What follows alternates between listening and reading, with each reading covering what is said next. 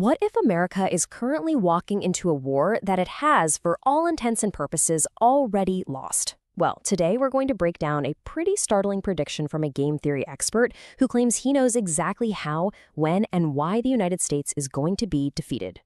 And here it is, right out of the gate. This is the core prediction that's got everybody talking.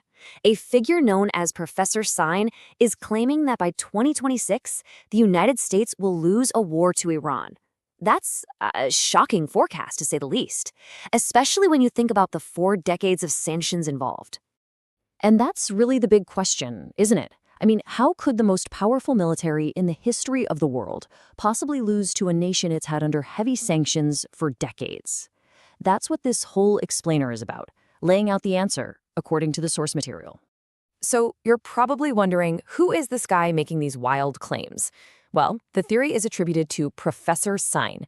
He's described as an expert in game theory and geopolitical events, and his credibility, according to the source, is built on a track record of getting some major predictions right. Okay, so this slide basically lays out why anyone is even listening to this theory. The source claims Professor Sine made 2 big predictions that it says have already happened. 1, that Donald Trump would win again, and 2, that a major conflict between the US and Iran would kick off.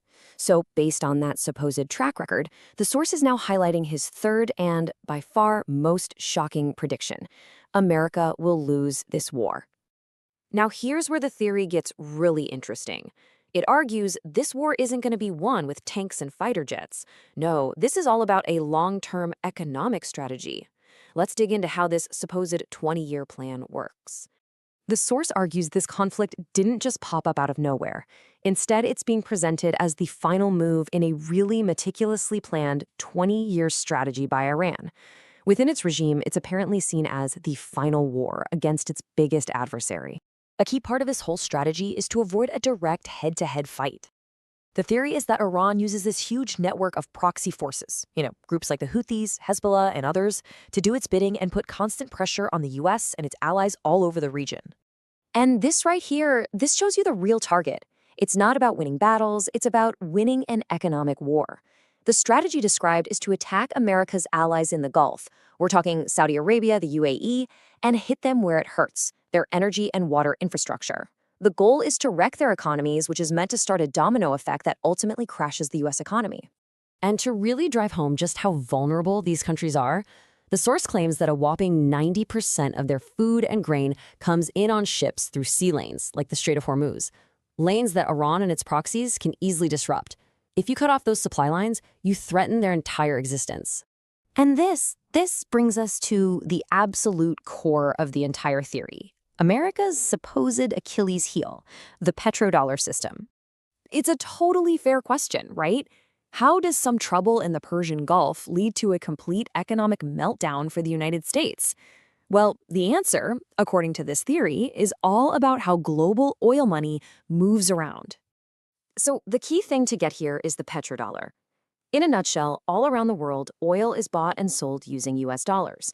This means every country needs a ton of dollars to buy energy, which keeps demand for the dollar super high and props up its value.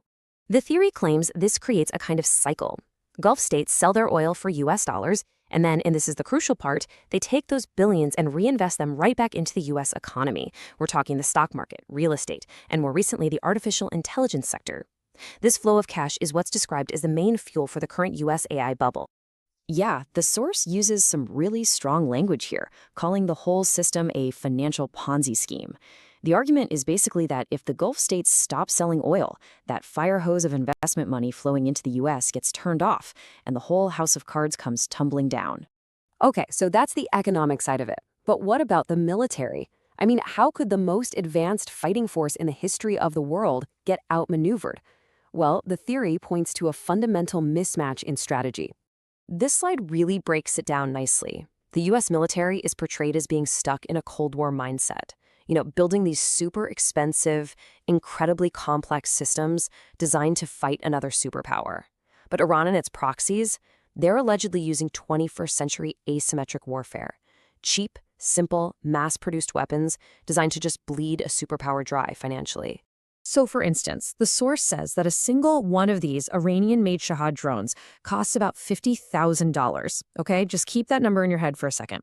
Now get this, to shoot down that $50,000 drone, the US often has to fire a single interceptor missile that costs around $2 million. I mean, this slide just says it all, doesn't it? This is an economic equation you just can't win. It's not sustainable. You can't keep spending $2 million to destroy a $50,000 threat over and over and over again.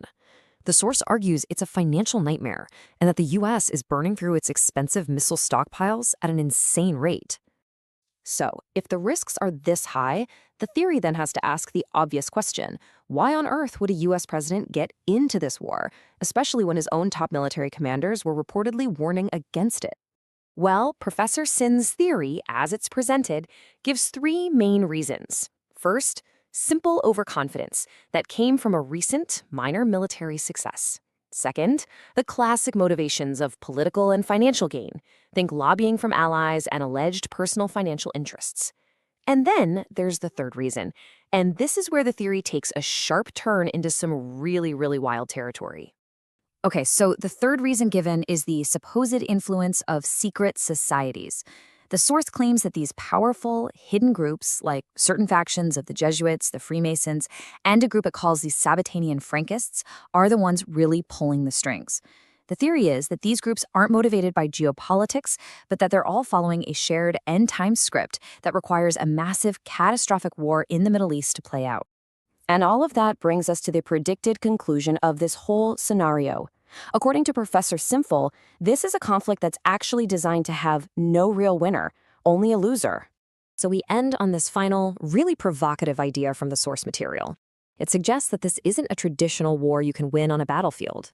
The whole theory is that the conflict is a trap, one that's designed so that even if America accomplishes every single military goal, it will still end up suffering a catastrophic, maybe even empire ending.